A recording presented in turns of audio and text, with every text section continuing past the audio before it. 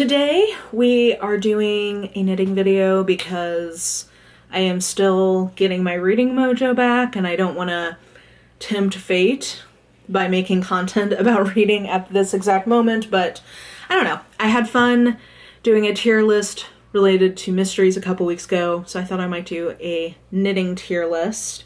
If you're normally watching my content for book stuff, I'll try to remember to put a timestamp at the end because I want to talk about a book thing coming up at the end.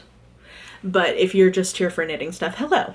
So, with the state of the world, I've been doing a lot of anger and anxiety knitting, much more so than I thought I would, and I'm getting much, much faster. I also work from home, so I can knit during meetings. All that to say, I got through my summer knitting already, and I used the summer yarns that I hadn't tried last year that I was trying this year. So I now have like opinions about summer yarn, and I always love watching other people's opinions about yarns. I enjoy that as a knitting tube content subgenre, so I thought I would contribute to it. So this is going to be me tier ranking the summer yarns that I personally have used. There's a few still that I want to try, which I guess I pulled the images, so I'll mention those at the end. But these are most of the yarns that I wanted to try, and I now have very strongly held opinions. So to the list, to the ranking. Okay, so you should be looking at my summer yarn for knitting tier list. I didn't get fancy with the categories. We're just doing your standard ABDC. Nope, ABS, A, B, C, D. Okay, so S is superior, it's the best. D is the worst. Not the worsted. Ha. Little knitting pun there. Anyway, can you tell it's already been a long day? Let's just get into it. I needed a break, that's why we're filming this, because I had a very frustrating morning. Okay, so let's talk about the yarns that I have used that are good for a summer climate. I should say that I live in Tennessee. It is already hot. It has been hot, though we just, I think in the next day or two, are gonna hit 90 degrees for the first time, which is unusual. But all that to say, a good deal of the year I cannot wear a full Aran weight wool garment, and so I am trying to find summer knits that I love and summer yarns that work for me. And I think I have found some. So let's start with number one, which is the Mandarin Petit. This is a yarn from Santa's Garn. You will see another one from them on this list. It is a fingering weight, and if you are not normally a knitting content watcher, because some of my book people stick around for this, fingering is an objectively hilarious name for this. Think of fingering weight as sort of like finer sock weight type yarn, but it's called fingering, which is very funny. It's fingering weight. It is 100% cotton, and it is mercerized cotton, but it doesn't feel like mercerized cotton. I'm not sure if it's because of the way that the twist or the ply works, but it's so soft. It feels fantastic, and it is very splitty. That's kind of the main drawback for it, but otherwise I have sensory issues, and this does not agitate my sensory issues. It works on my metal needles nicely, and the only downside is that you can't do, like, because it's 100% cotton, there's no give to it. Not the only downside, I guess technically it being quite splitty is also a downside, but it's good. The splittiness and the lack of stretch at all in terms of like versatility. Like I tried to use this for a ribbed camisole, and it just wasn't working in just the cotton, so I had to also hold something else with it, which we will get to. That makes it a little less versatile in my opinion. Yeah, so I'm gonna give it a B because I think it's good for what it is. For 100% fingering weight yarn, this is about as good as I can imagine it being. They also have really great colorways. I really like the Santa's Garn range of colors, and I have a beautiful like unicorn blue that I used the first time, and I'm gonna hold that with a dark gray blue to make a tank top next year, I think. But yeah, I like this one. I think it's solid. It gets the job done. And the cotton is the 100% cotton that doesn't give me sensory ick nightmare fuel. That's a win. So we're going to call this one a B. Okay, then we've got the Uchiwa Noro yarn. This is the only Noro yarn I've used so far. It's a beautiful yarn. It's 50% cotton, 30% viscose, and 20% silk. It's listed as an Aran weight yarn, but it's very thick and thin. So if you were going to use this in a project, because it's hand spun, so that's why. If you were going to use this in a project, I would probably say this is best suited for a DK weight project. Even though it's technically an Aran in some places, and then like probably a fingering or a sport in other places. So yeah, I would say DK-ish weight, but thick and thin. It also has colorways that I think are very specific. So it functionally becomes kind of self-striping, which was not what I was hoping for. I was hoping for more of a, kind of more of like a color wash, sort of like what their, what is it, the Medoro line that they have, where it has subtle washes of color that kind of create an overall, almost like a tonal or lightly variegated colorway. And this was more stripy than I was expecting, so I had to rotate my skeins quite a bit to avoid that. And I still wasn't totally successful in avoiding that. So essentially the colorways are kind of what hold me back on this one. The thick and thin, you know, it has pros and cons, but overall I really, really love the garment I got out of this. I think it's called the Darling cardigan from Kodovakika, and I really like it as a summertime like little throw over thing. And I will definitely make that pattern again. It was a super quick, fun, easy pattern, especially for a cardigan. And I will use this yarn again. I still have some left over, so I'm going to crochet a tank top to match.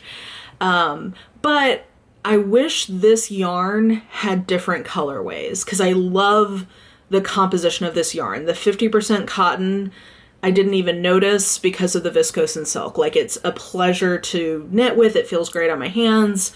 Yeah, so I wish this had different colorways is kind of the bottom line. And I would use it in a DK project in the future. But I'm going to still give it a B, because I think that if you like the colorways, this is great. And I do think the colorways have their place, just not with the garment that I had in mind. Next up, we are going to a yarn that is discontinued.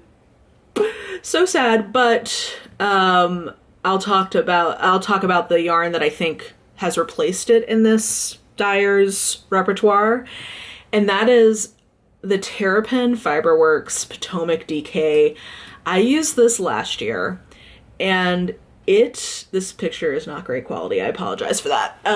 But this yarn is fantastic. It is, I think, 70% cotton and 30% linen. No, 75% cotton, 25% linen. And it felt wonderful. It was the closest thing to cotton or plant-based fiber knitting that felt like wool, or had wool-like qualities in terms of like the give and the knitting experience. It was just so. Terrapin Fiberworks, it doesn't carry this anymore. I should say they're an indie dyer in Maryland who only has plant-based fibers. So if you were looking for a dyer like that, then she's your girl.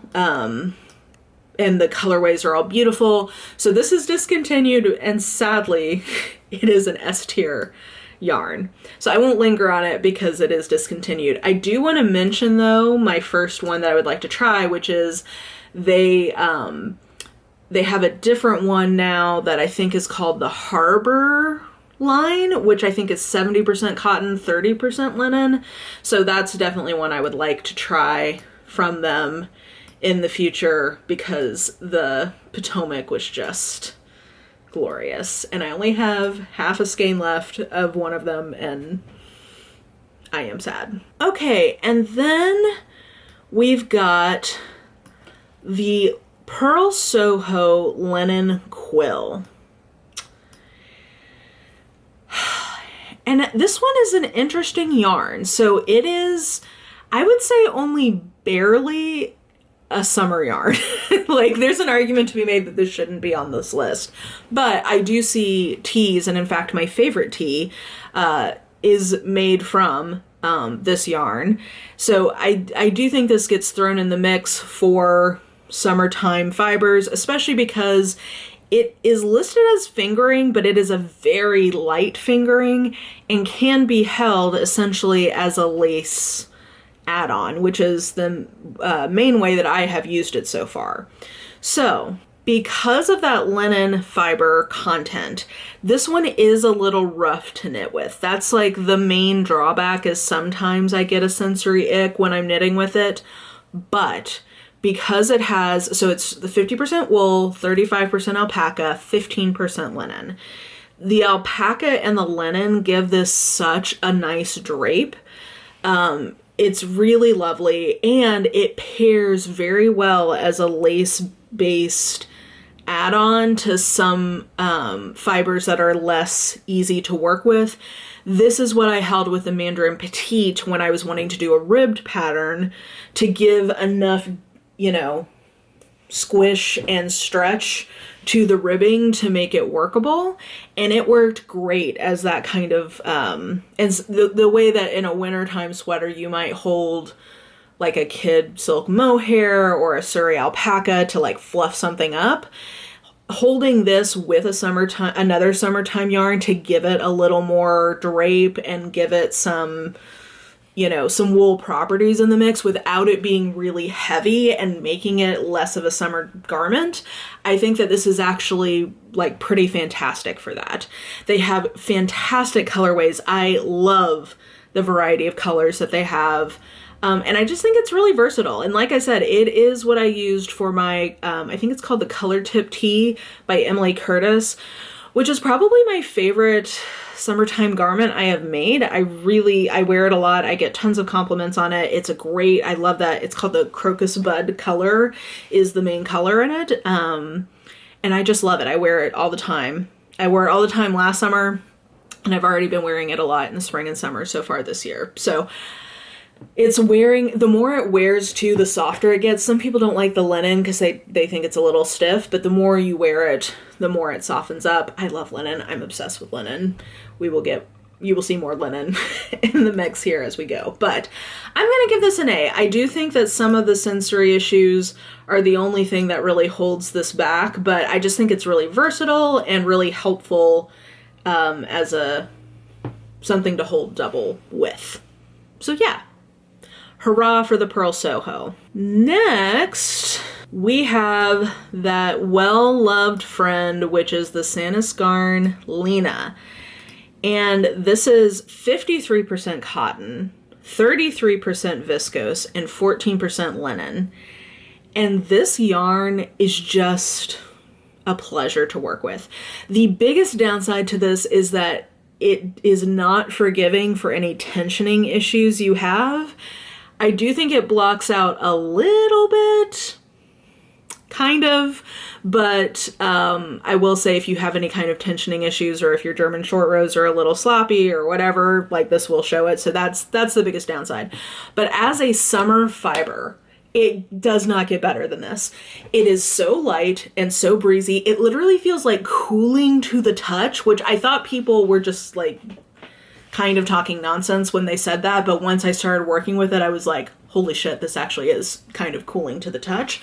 So if you are in a hot climate, this is my number one recommendation for a commercially available yarn that is just made for summer. This is the best, in my opinion, summer fiber for those of us who are sweating our butts off in 90, 100+ degree heat, this is your girl. It's got, because it's Sandance Garn, there's lots of colors.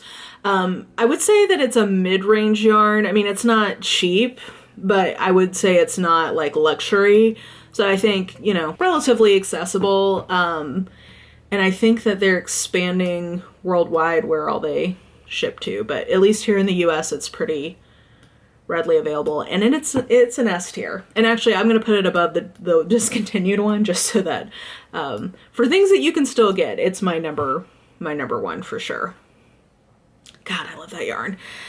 I'm looking forward to next summer where I can justify buying more of it and making more things for myself with it. I've got to work through my stash a little bit before I can do that. Okay, next we've got a drops yarn. So this is the drops Bomull Lin, which is their linen yarn, basically. It's 53% linen and 47%, sorry, it's 53% cotton, 47% linen. It is really hard to find completely linen yarn. And at first I didn't understand why, because I love sewing with linen so much. Like, I just love linen. But now that I'm working with more of them, I get why there's not a ton of all linen yarns. So this is Drops's high linen offering. It's Aran weight, but, oh, I forgot to say, by the way, sorry, let me sing the praises of Lena some more. I'm talking about Lena, which is the worsted weight, but it also comes in Tick Lena and Tin Lena, which I believe are fingering weight and maybe like Aran weight. So they also have variety of weight. That's the other thing that's great about that one. Anyway, sorry, back to this. Technically, this is Aran weight, but I think when you actually have it, I think it's more in the heavy DK light worsted category. And I think for what it is, it's a great price. Drops is a very affordable brand, though not accessible in the US. I got mine from Wool Warehouse in the UK. But the price per skein is very reasonable. This one though, so there's not a ton of colorways. Like, the range of colorways is not the best. And then from a sensory perspective and the knitting experience perspective, this is not fun. The only way that, so I did find a way that I could work with this though. And I saw this somewhere on some knitting channel. Somebody mentioned doing this. It was an older woman. And like, this is why I need to make some older knitting friends, because I feel like they have all of the tips. She mentioned that when she has a yarn that's feeling stiff and not fun to work with, that's plant-based, she runs it through her winder a couple of times to help loosen it up. And I found that if I did that, that made this yarn completely workable. So I ran all of my balls through, I think, at least two, if not three times. And it made it so that it felt like it completely softened up, and it was much, much easier to knit with. I made a cardigan out of this, like a lace cardigan. And I actually love it. I've been wearing it quite a bit this year so far. So I'm very happy with the end product of this one, but the knitting experience is tough, and it's a lot of extra work to make it workable. I would probably use this again more for like maybe some home goods kind of stuff, or maybe like a bag. I think that's probably better suited to it than garments. So it's not very versatile and it's hard to work with, but you can do something to make it work. So for that reason, I'll put it in a C. I think it has its place. Its place is just quite limited in my opinion.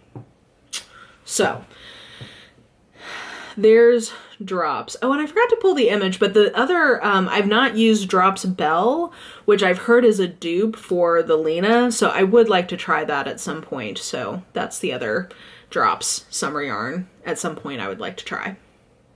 Okay, Knitting for Olive. So this is another classic, the Knitting for Olive Cotton Merino. That is what this that I'm wearing is made out of, and it is a great light fingering weight little summer yarn. I see why it's so popular. It's 70% cotton and 30% wool. I would have no idea that this had such a high cotton content because it is so light. It doesn't, one of the downsides to cotton and some of the heavier weights is that it feels heavy. So even though it's technically a breathable fabric, it's a heavy breathable fabric. Having this be such a light fingering, I would have no idea this was made out of cotton. It doesn't feel heavy. There's no sensory issues with it. It almost, I heard someone say this and they're right. It almost feels like lotion on your fingers. It's fantastic. Great colorways, pretty accessible here in the US. Like there's a lot of retailers for it. The only downside to me is that it is light fingering. So it's like, it's the strength of it is also its weakness, which is just, that light of a fingering is just tough for me. Part of what I enjoy in knitting is having like different things going on, and for that weight, it just takes so long. I have such a large bust in terms of like the sizing that I need for myself. It just takes forever. So this was my theory was that if I did something with like a little more challenging color work, it would be a little more tolerable for me. And that was true. So I have found the way to use this in a way that works for me. But that's, to me, the biggest downside is that in order to get all these wonderful properties, they just have to make it so small, which means it takes forever to get through something. So I'm going to keep using this for projects where there's a lot of like things changing in the pattern.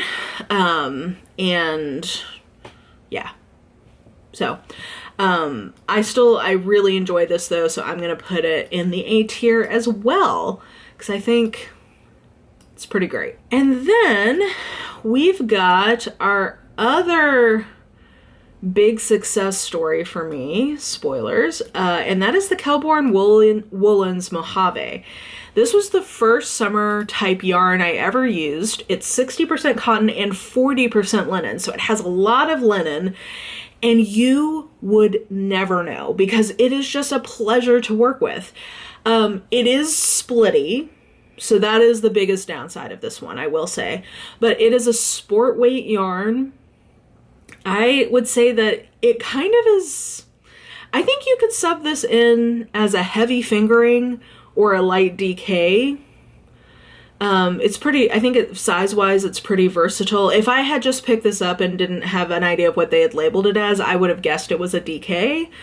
But I think that that's just the nature of like how the yarn is composed. It's kind of hard to tell. Yeah, they have great colorways, though not as many as I would like. I would say that was, if I was going to say another downside, that'd probably be it. But I really love this yarn. I made my first ranunculus out of it. I get a ton of wear out of that. And it's just so breathable and light. I wonder, well, I can't really see, this was so early in my knitting journey.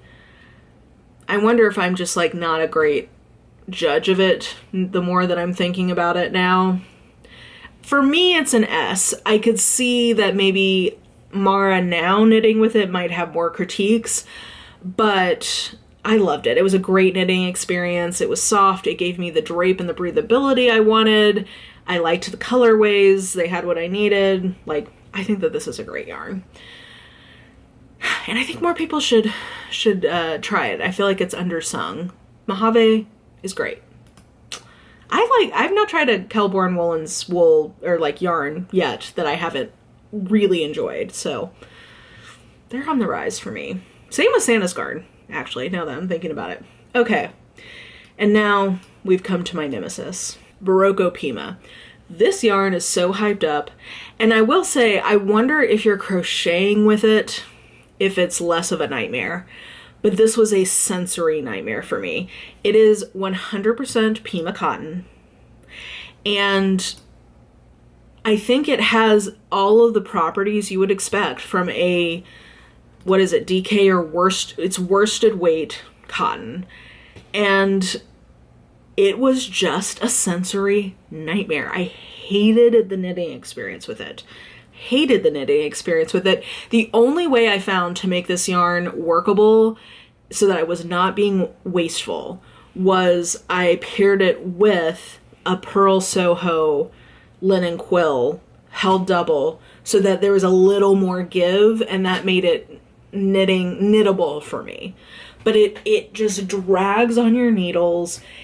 I hate the way it feels, and I just didn't like the outcome of how heavy the cotton is. So this is just a no from me, dog. Like, it's not for me. I think that I can see how this is a yarn for other people, but for me, I didn't like the outcome. I didn't like the process, and I had to spend more money to make it workable. So for me, this is just a no. It's a Nor, and it's going to be my D tier one. I feel bad. I know a lot of people really like this yarn, but I don't get it. It's, how do you knit with it without just feeling, it feels like nails on the chalkboard, but in my fingertips? Oh God, I hated it. Anyway, okay. And then the last one that I've actually used, and then I have a couple I was going to mention as ones I want to try, is Knitting for Olive Raw Silk. And it is 100% raw silk, believe it or not. Man, okay. So I had heard from folks that trying to hold this single, it's a fingering weight yarn, and trying to hold it by itself, I had heard from many people, was a sensory nightmare. And I initially tried to use this on a lace weight pattern, and once I was getting into it, I was like, you know what, I'm not going to wear this. Let's find something else to do with it. Love what I came up with. I did the Gushy Garter vest from Park Williams, and I love it. I feel like such a cute, hip, whatever, almost 40-year-old woman when I wear it. I love it. But when I was frogging it, I could feel, and I was kind of getting into the feeling what it felt like single. I got what people meant by it feeling rough on your fingers and that being unpleasant. But I will say, holding this double, I had zero sensory issues. So I think that that's definitely the way to go. I think the fact that to make it work, you have to buy twice the amount of yarn is a ding against it, because yeah, it's so loosely plied. I think trying to knit this held single would be unpleasant, but held double, it was lovely, and I really like the outcome. Knitting for Olive has great colorways. So I'm gonna split the difference and call it a B, because I think for what it is, it's pretty great. But I do think the fact that you have to buy twice as much is a big downside in my opinion. So good for what it is. Yeah. Okay. So those are all the ones I've used. And I feel like we have a nice little spread here. So a couple of big hits, some fine things, and a few misses. In terms of what I'm going to try next, I do have a skein of the flax fingering from Camellia Fiberworks. They are a local indie dyer to me, and I'm excited to find something to make with that. I'm trying to remember what is in that. It is 50% alpaca, 25% silk, 25% linen. So I'm not sure what I'm going to make. Maybe I need to get another skein, and I might try to make a tank top out of that. So there's that one. My local yarn store had the Gilsik Bomull Uld on sale for like $2 a skein, and it's 55% wool, 45% cotton, so I'm going to use that in something as a dupe for the Cotton Merino from Knitting for Olive. We'll see how that goes. And then Purl Soho sent me in an order a little mini skein of their Cotton Chirp DK, which is 100% cotton. So at some point I'll find a project to toss that into. This, if we get rid of these, the ones I haven't used, this is my ranking. Stand by it, feel good about it. So let me know if you have thoughts, opinions on the yarns I talked about, if you disagree, if you agree, etc.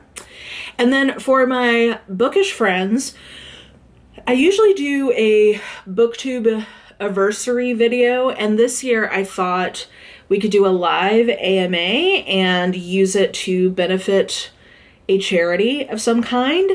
So I've got a few in mind, and I'm going to be putting up a poll sometime in the near future to decide which charity that live stream will benefit. So please keep a lookout for that, and please join me, because I think that would be really a lovely thing to do together, is to celebrate somehow I've been here 8 years and to raise some money for a worthy cause. Okay, I think my lunch hour is wrapping, so with that, I hope you are doing well, hope you're having a wonderful day, and I will talk to you again soon about books, but I hope you enjoyed this little detour.